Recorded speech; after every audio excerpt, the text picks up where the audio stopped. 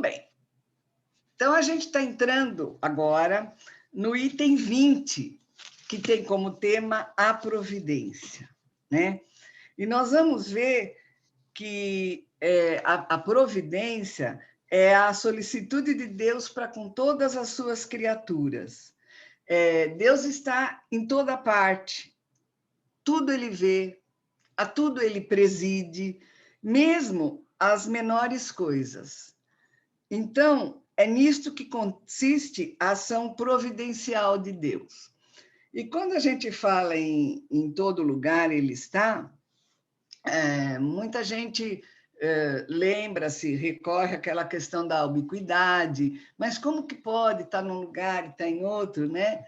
E o próprio Jesus, quando está no Monte Tabor, dá um dos maiores exemplos disso, mas nós vamos estudar um pouquinho, e a gente aprendeu que Santo Antônio de Pádua também era um espírito de muita luz, que tinha muita facilidade para se desdobrar. Então, ele estava, certa vez, na Itália, no púlpito, fazendo uma apresentação, e ele consegue identificar que o pai dele, que estava em Portugal, estava sendo julgado por um crime que o pai não havia cometido, mas o julgamento já ia acontecer, já ia ser para perder a vida por vias de fato. Então, ele para um pouco aquilo que ele fazia, uma palestra, uma aula, e ele consegue se materializar e consegue provar lá em Portugal a inocência do pai. E aí volta e continua fazendo a mesma coisa que ele estava fazendo, né? Na Itália, vejam, nós não estamos falando aqui na esquina ali do lado, nós estamos falando de países diferentes. E aí a gente foi estudar, a Ivani voltou, ela adora ele, que Eurípides Barçanufo, doutor Eurípides, também um médium de... Dadá também gosta dele, não foi Dadá que foi com a Cléo para lá, para conhecer a obra do Eurípides? Eu me lembro quando vocês foram, vocês trouxeram um papel para a gente. Eu lembro sempre da Ivani por causa do pai dela, que ela conta que o pai dela sempre falava, né? E aí eu lembro que vocês foram lá visitar, assim. E diz que o Eurípides, olha a intimidade, hein? Meu colega de escola, doutor Eurípides Barçanufo, ele estava dando uma aula para os seus alunos,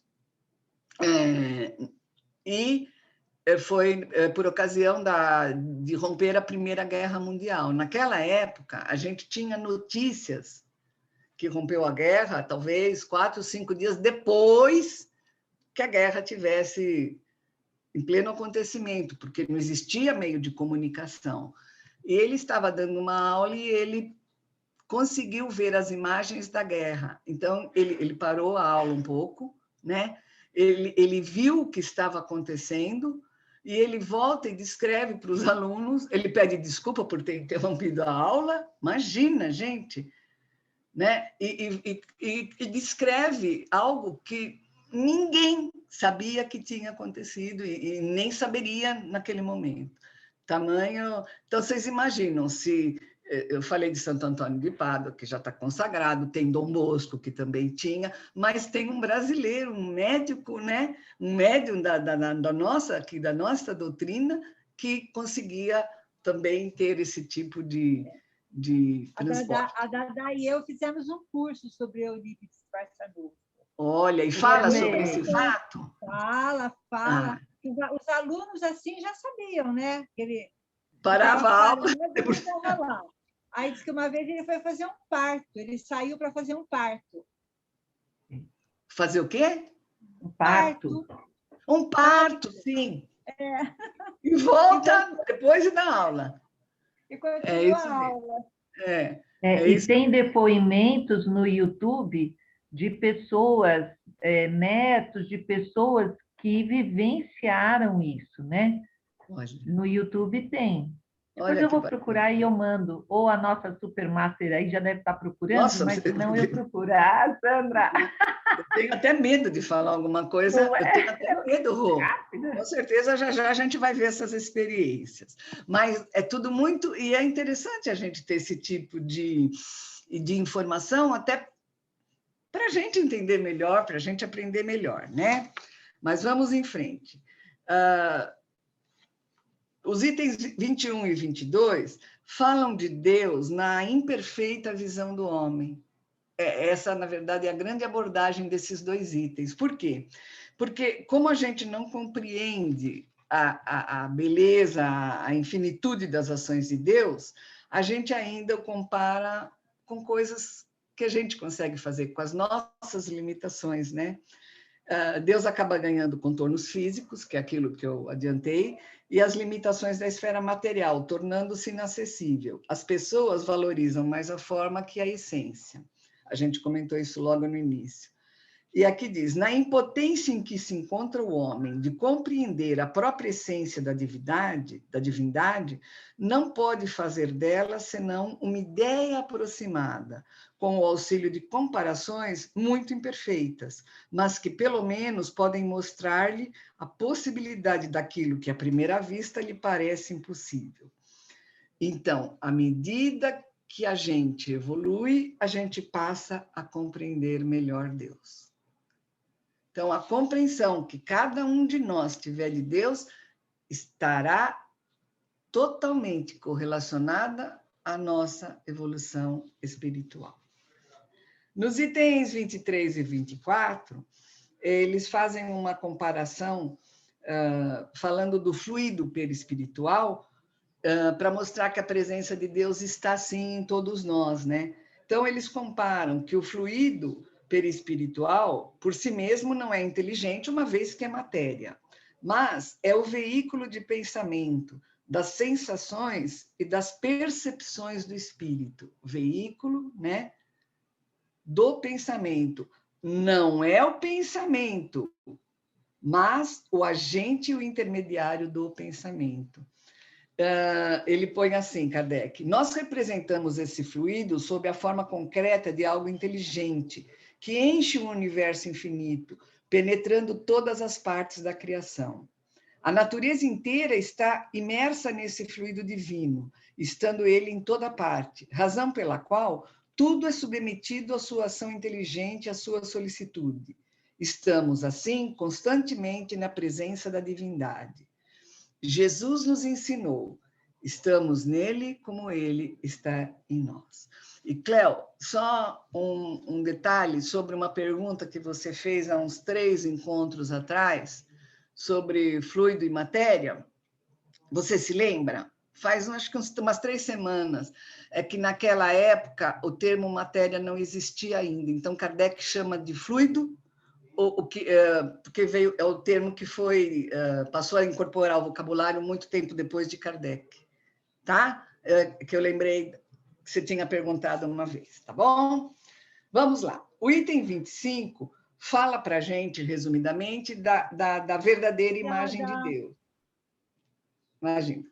Fala para a gente da verdadeira imagem de Deus, né? Então, Kardec esclarece, a imagem que apresentamos do fluido universal é apenas uma comparação mais justa e adequada à nossa compreensão, pois é necessário descaracterizar Deus como uma figura humana, como se vê retratado pelos artistas mundo afora.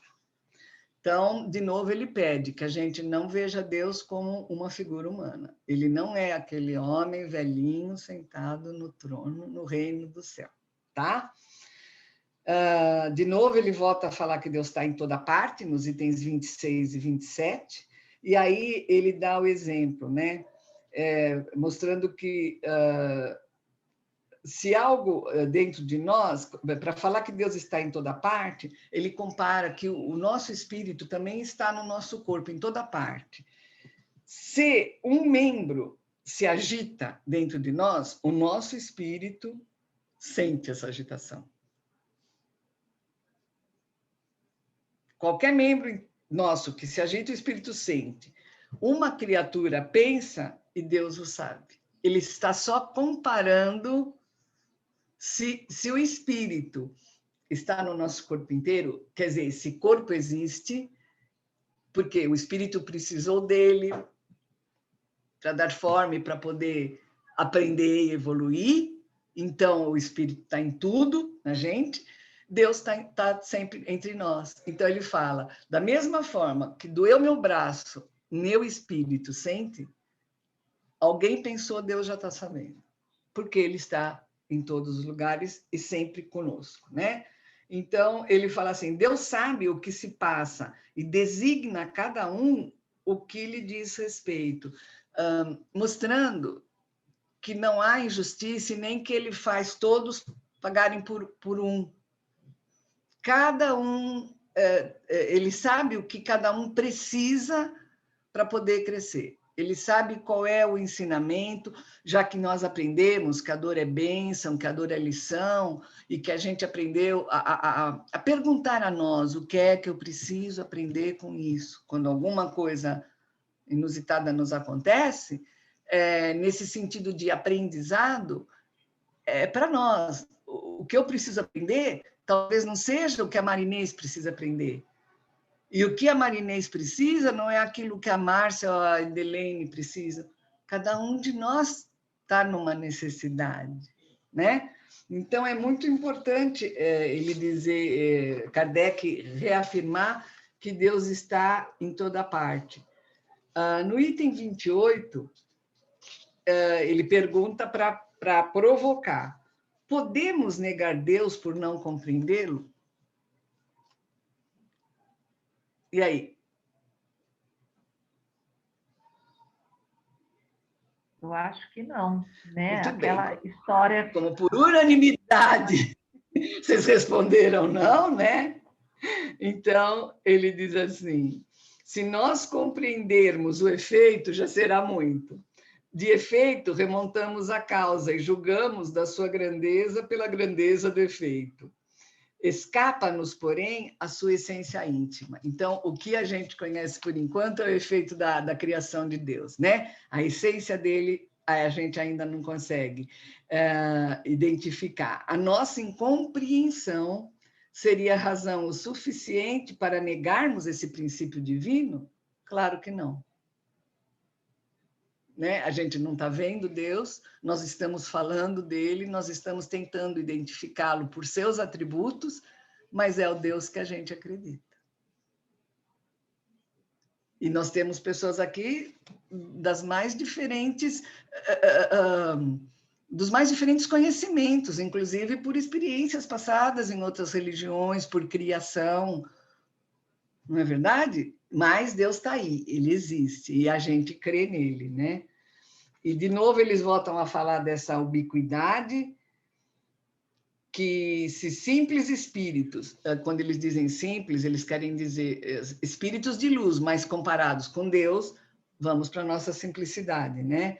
Se espíritos têm o dom da ubiquidade, em Deus há de ser sem limites essa faculdade. Então, se a gente viu Santo Antônio de Pádua, se a gente viu Dom Bosco, se a gente viu o nosso Eurípides e tantos outros, a Roseli falou que tem milhares de outras citações e pessoas que viram isso acontecendo, esses depoimentos, como será então com Deus, né? Imaginem os alunos, o professor dando aula, o professor para um pouco, ou adormece, ou bota a cabeça na mesa, vê o que está acontecendo lá, não sei quanto de distância, volta, comenta com os alunos, ou continua dando a aula. Vocês imaginam, né?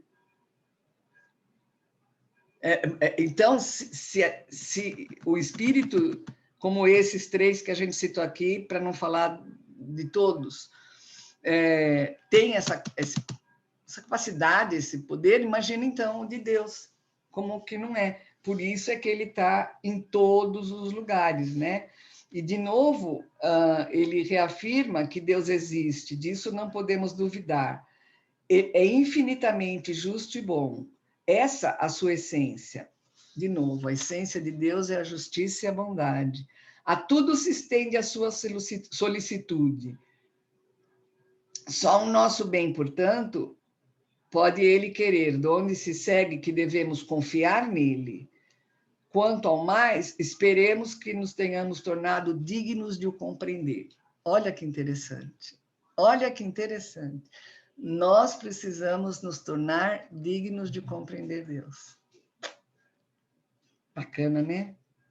Nos itens 31 e 32, eles abordam a visão de Deus, E, de novo, perguntam, se Deus está em toda parte, por que não o vemos? E a gente já sabe até a resposta, né? Vê-lo-emos quando deixarmos a Terra? Outra curiosidade. Quer dizer, morri, eu vou ver Deus? Não, não vai. Não é assim, né? Não é porque a gente morreu que a gente evoluiu. Nós temos chão pela frente, né? Mas vamos ver a resposta bonitinha. Essas perguntas são formuladas todos os dias. A primeira é fácil de responder. Por serem limitadas as percepções dos nossos órgãos de sentido, elas se tornam inaptas à visão de certas coisas, mesmo materiais. Assim é que alguns fluidos nos fogem totalmente à nossa visão e aos instrumentos de análise. Entretanto, não duvidamos da existência deles. Vemos o efeito da peste, mas não vemos o fluido que a transporta. Isso aqui não foi dito hoje, e a gente está vivendo um momento de pandemia no mundo. Isso está lá no livro da Gênesis, 1868. É isso, né? Vemos, olha, até passei um amarelão aqui. Vemos os efeitos da peste, mas não vemos o fluido que a transporta. Vemos os corpos em movimento sob a influência da força de gravitação, mas não vemos a força. Os nossos órgãos materiais não podem perceber as coisas de essência espiritual. Unicamente com a visão espiritual é que podemos ver os espíritos e as coisas do mundo imaterial. Somente a nossa alma, portanto, pode ter a percepção de Deus. Então, nos itens 33 e 34, Kardec reafirma que nós temos uma visão limitada, né? Acabou de dizer isso, e diz, eu estou reduzindo, as imperfeições da alma são quais camadas nevoentas que lhe obscurecem a visão. Cada imperfeição de que ela se desfaz é uma mácula a menos. Imagina, então, cada imperfeição que a gente conseguir tirar de nós estamos eliminando uma manchinha e crescendo e evoluindo, né? Só depois de se haver depurado completamente é que goza da plenitude das suas faculdades. Sendo Deus a essência divina por excelência, unicamente os espíritos que atingiram o mais alto grau de desmaterialização o podem perceber. Pelo fato de os espíritos imperfeitos não verem Deus, não quer dizer que eles estejam distante de Deus. Olha que interessante. Esses espíritos, como os demais, como todos os seres da natureza, se encontram mergulhados no fluido divino do mesmo modo que nós o estamos na luz. Então, eu não vejo, mas não significa que eu estou distante, até porque se eu estou nele, ele está em mim. Foi Jesus quem disse isso. No item 35, Kardec aborda o fluido divino e a percepção do espírito. E, de novo, ele reforça, gente, se ele está reforçando tanto assim é porque é muito importante. Ele diz, o espírito só se depura com o tempo, sendo as diversas encarnações o alambique em cujo fundo deixa de cada vez algumas impurezas, de cada vez, hein? Não está dizendo que nós vamos deixar tudo numa única existência. Com o abandonar do seu invólucro corpóreo, os espíritos não se despojam instantaneamente de suas imperfeições, razão porque, depois da morte, não podem ver a Deus, mas o compreendem melhor. A luz é menos difusa. Olha que lindo. A gente morreu, a gente continua carregando a nossa imperfeição, mas a gente já fez uma comparação em outras oportunidades, dizendo que é como se a gente levantasse o véu que cobre a nossa visão, porque a luz fica menos difusa e a gente passa a compreender Deus. Na condição de espírito, a gente consegue sentir Deus e recebe os eflúvios do pensamento dele, como nos sucede com relação aos espíritos que nos envolvem em seus fluidos, embora não os vejamos. Quando a gente está tomando o passe, quando a gente está recebendo uma vibração, a gente não se sente abraçado, envolvido em amor e luz, e nós não estamos vendo, mas a gente sente, né? No item 36, Kardec explica, e os espíritos também, como para o espírito encarnado, em função da sua limitação física, como para ele fica difícil perceber Deus, né? Ele está sempre reforçando aquela ideia inicial do efeito e da causa, e que nós precisamos acreditar, embora a gente não veja. Nenhum homem pode ver a Deus com os olhos da carne. Se essa graça fosse concedida a alguns, só o estaria em estado de êxtase quando a alma se acha tão desprendida dos laços da matéria. O que ele quer dizer aqui? Talvez, encarnado, só possa ver Deus aquele espírito que veio com uma nobre missão. É a única condição que eles admitem. Caso contrário, não existe possibilidade de nós, encarnados, vermos Deus, a menos que estejamos aqui numa missão. E por liberação do Pai, tá certo? E no último item, que é o 37, Kardec, a síntese desse item diz assim: sobre que aparência se apresenta Deus aos que se tornaram dignos de vê-lo? Olha, gente, como não é fácil a gente assimilar e admitir, né?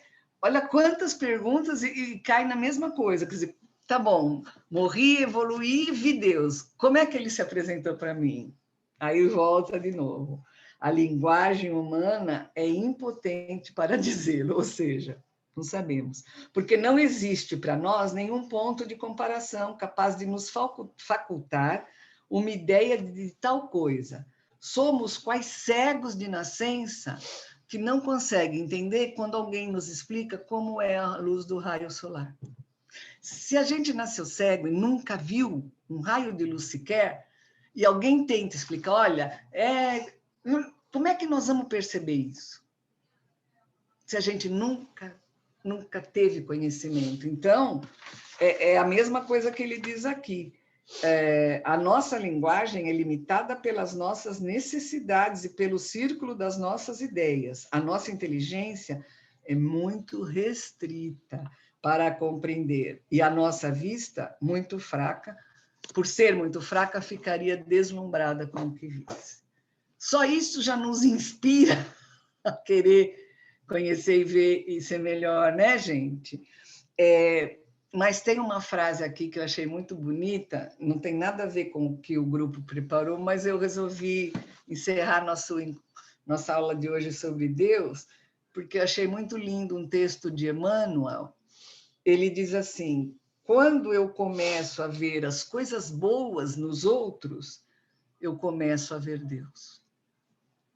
Vamos pensar nisso?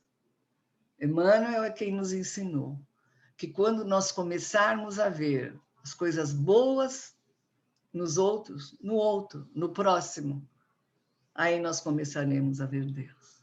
Porque, por enquanto, a gente reconhece algumas coisas boas nas pessoas. Mas a gente precisa ver o outro ser sendo bom, fazendo bem, sendo do bem. Eu perdi. Quando é que a gente vai começar a ver Deus, que você falou? Vai demorar, Cléo. Quando eu começo a ver as coisas boas nos outros. Legal. Então, gente, quais são as outras palestras? A gente tem uma literatura riquíssima sobre Deus, né? Começa com o Livro dos Espíritos, que nós já estudamos. A gente tem estudos sistematizados da doutrina. A gente tem Joana de Ângelo, Emmanuel, André Luiz, Meimei. As palestras, além do Simão Pedro, vale a pena ver o Arthur Valadares, que é outra riqueza falando. Meu Deus, que criatura, é um jovem, mas como ele fala, que conhecimento, que já veio preparado para isso. A palestra do Arthur, todas são muito boas, mas a que a gente está se referindo aqui é Deus Sempre.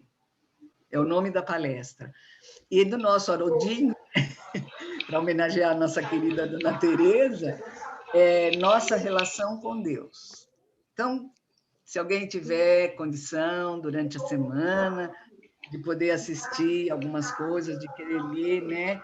Esse livro, Deus e o Homem, de Emmanuel, também tem coisa fantástica, porque mostra para nós muita coisa que no encontro a gente não consegue ver, né? Mas estou percebendo que nossa produtora ações, vídeos, informação geral de conhecimento, está anotando tudo que eu estou falando. Então, nós vamos receber e vai, ó, tá ali na palma da nossa mão. É só a gente tirar um tempinho depois e olhar. Gente, agora o microfone é de vocês. Só queria deixar as instruções para a nossa próxima segunda. Nós vamos estudar o capítulo 3, que tem como tema o bem e o mal. E a gente pretende ver esse capítulo também num único encontro. Então, eu vou fazer uma grande síntese com o grupo de estudos. Aliás, já estamos preparados com essa síntese para abordar num só encontro, porque depois nós vamos enfrentar capítulos que a gente vai ter de novo que segmentar porque são mais difíceis de entender, porque nós vamos ter que caminhar um pouquinho mais devagar. Então, para a próxima semana, nós vamos estudar o capítulo 3. Agora é hora de vocês falarem, me dizerem o que passou, que era importante, a gente não abordou, ou o que chamou a atenção de vocês no nosso estudo de hoje. Agora, eu fecho o meu microfone. Marisa, posso fazer um comentário?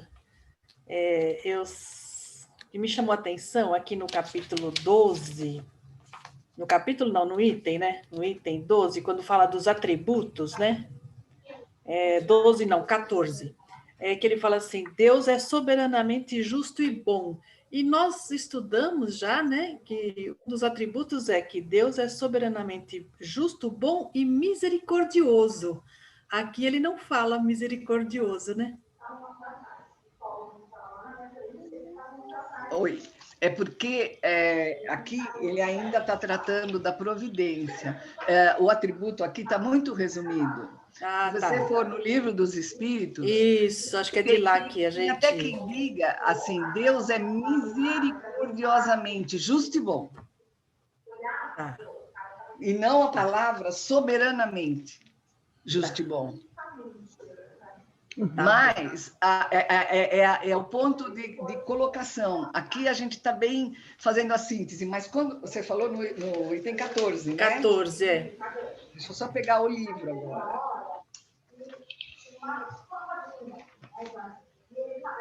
Olha lá. Deus é soberanamente justo e bom. Esse soberanamente está abraçando a misericórdia divina, porque antes... ele fala, logo em seguida, não antes, ele fala na natureza divina e depois ele entra com a providência divina, que é a solicitude de Deus para cada uma das suas criaturas. Então, a expressão soberanamente tem a mesma equivalência de eu dizer Deus é bom, justo e misericordioso, Deus é misericordiosamente justo e bom, o bom e justo. Ok? Mas é bem observado, porque a gente tem um estudo em outra anterior, literatura. Mas esse soberanamente é que não tem nada maior que aquilo. Né? O príncipe Filipe morreu. Quem ditou como ia acontecer a coisa foi a soberana, a Rainha Elizabeth. Então, ela determinou, por exemplo, que ninguém iria usar uniforme militar para não constranger o neto que não poderia usar, o Harry. Ela é a soberana. Entendeu? Ela ditou como tinha que ser. No caso, a misericórdia de Deus, se ele dá chance para a gente, Fran, para as várias encarnações, como tem aqui, quer mais misericórdia que essa? Né? Se ele dá, como Jesus uma vez falou, qual pai vai dar pedra para um filho que lhe pede um pedaço de pão? Então, imagina o que Deus faz por nós. Ele nos permite... reencarnar para corrigir os erros. Então, ele vai nos dando as oportunidades de acerto. Talvez confunda com bom, né? Com bom. Bom e misericordioso, Talvez confunda, né? Com bom. Não, é que ele usou aqui soberanamente. Ele poderia ter dito misericordiosamente bom e justo. Tá? Mas é misericordioso, certo. Sim, e muito. Generoso também. Com muito. certeza. E você sabe que... não vou dar spoiler. Vocês que assistam a palestra do Simão Pedro. Tá Um bom. outro atributo que ele falou que nunca estudou e que um senhor contou para ele no dia da palestra, mandou ele olhar para fora e falou que Deus é farturento, quando ele viu a beleza do universo. Olha Que tudo só. Deus nos dava em fartura. Um céu imenso, águas grandiosas. Então, olha que lindo, né? Então, deve ter, eu digo que é muito generoso, a generosidade divina. Generosidade, né? De realmente falar, vai, fica aí mais um pouquinho. Pouquinho! Vamos lá, a Fran já falou, alguém mais quer falar? Eu fecho aqui, porque senão eu fico falando.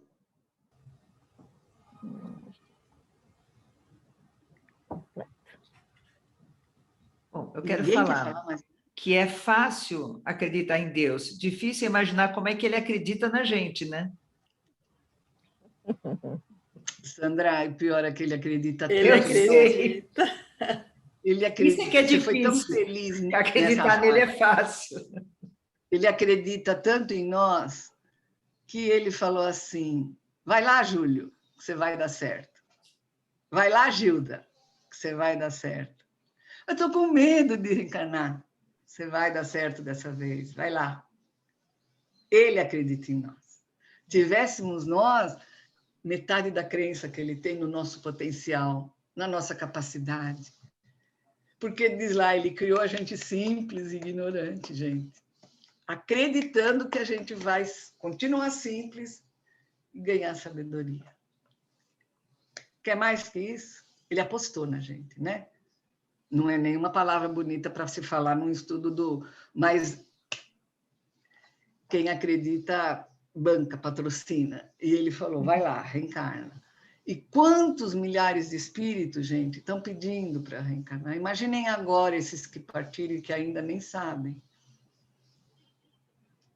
Porque partiram, como partiram. O trabalho do plano espiritual e o cuidado que ele tem com cada fase que a gente vive. Está certíssimo.